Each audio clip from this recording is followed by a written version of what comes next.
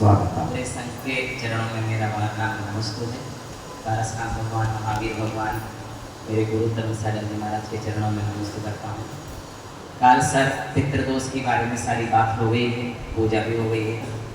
मैं अभी तक पूरे साल में जो मैंने 3 यात्राएं की हैं, मैं तीनों बार मैं परम पूज्य प्रसन्न सागर जी के पास ही गया हूँ, बाकी कहीं घूमने के लिए गया। तो मेरा मन जब परम पूज्य यू सागर जी महाराज, सहज सागर जी महाराज हुए, तो मेरी इच्छा हुई कि मैं 2 मिनट कुछ अच्छी बातें कहूँ, मतलब क्योंकि सबसे श्रेष्ठ बातें तो अपने गुरु कहते हैं। क्योंकि मेरे मन में ये विचार आए कि आज पूरे जगत में, पूरे संसार में तपस्या का जो पर्याय है, त्याग का जो पर्याय है, आज हमारा संघ है। क्योंकि महाराज जी बोले कि एक लड़के ने 95 नियम ले लिए, तो हमारे गुरु ऐसे हैं ना कि इनको देख के कोई भी कितने भी नियम ले सकता है। अभी इतना आश्चर्य लगा, मुझे तो मीठा खाने का इतना शौक था कि डॉक्टर बोलने लगे थे कि तुम्हें शुगर हो जाएगी, मर जाओगे, मीठा छोड़ो, लेकिन छूटता नहीं था।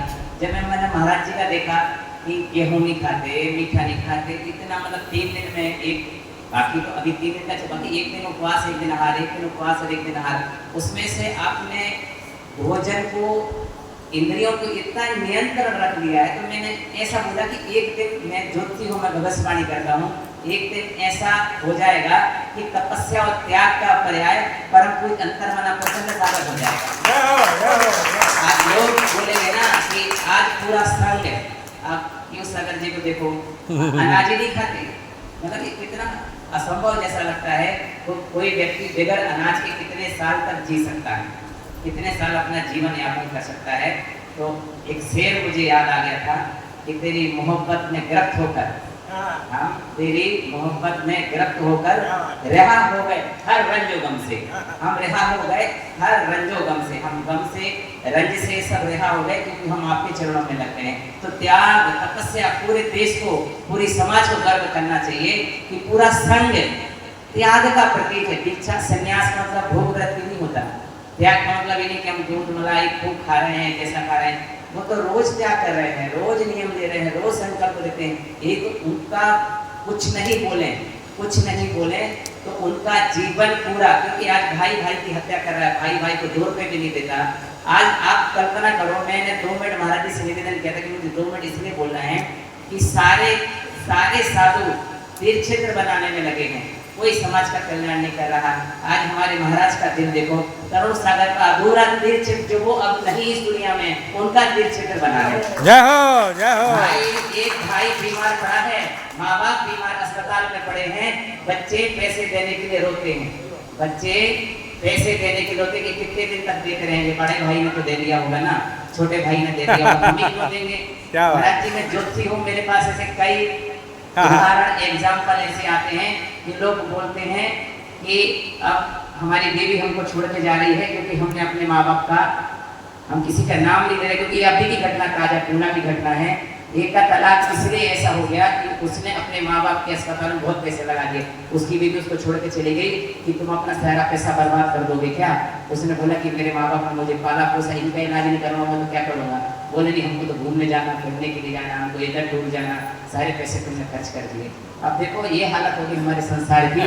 और एक हालत देखो कि गुरु महाराज ने तरुण सागर का तीर्थ क्षेत्र 0 से 0 हो गया, आज कितना चमन हो गया। अगले 7 महीने में, अगले 7-8 महीने में आप देखना, यहाँ आपको बार-बार आने का मन करेगा। तो ऐसे कितने साधु हमारे जैन जगत में, ऐसे कितने साधु हमारे भारत में जो इस तरीके से जो करके दिखा रहे हैं, बात सर का प्रवचन ही दे रहे हैं, भाई भाई को प्रेम भी सिखा रहे हैं, बता रहे हैं, वो करके दिखा रहे हैं। त्याग तपस्या के ऊपर, त्याग के ऊपर त्याग की प्रवचन ही दे रहे हैं, करके दिखा रहे हैं भाई भाई से। क्योंकि मुझे याद है जब तरुण सागर जी महाराज गंभीर रूप से बीमार थे पदमपुरा में, और महाराज जी के 63-64 उपवास चल रहे थे।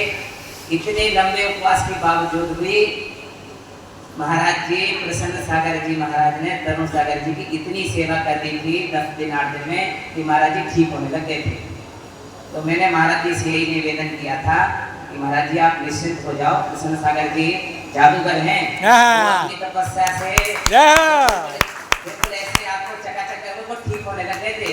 और महाराज जी ने उसी दिन उनको बोला था कि आप तीर्थ क्षेत्र की चिंता मत करना, आपको तरुण सागर में क्या क्या बनाना है वो बोलो। कब बनाना है वो बोलो, मैं आपको बना के दे दूंगा।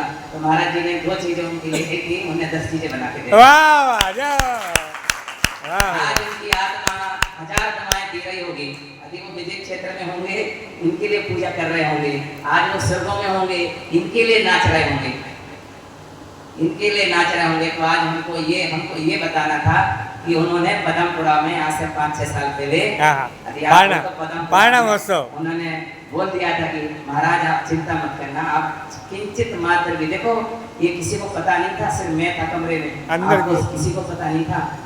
उन्होंने वचन दिया था कि तरुण सागर चिंता मत करना, महाराज जी आप चिंता मत करना, मैं आप जो जो बोलोगे वो बना के दूंगा। आज देखो तेरा कर्म ये जय हो जय वाह।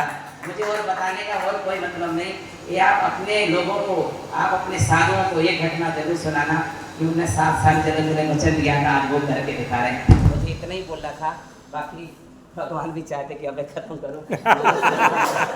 जय क्या बात बहुत बढ़िया प्रभु चाचा।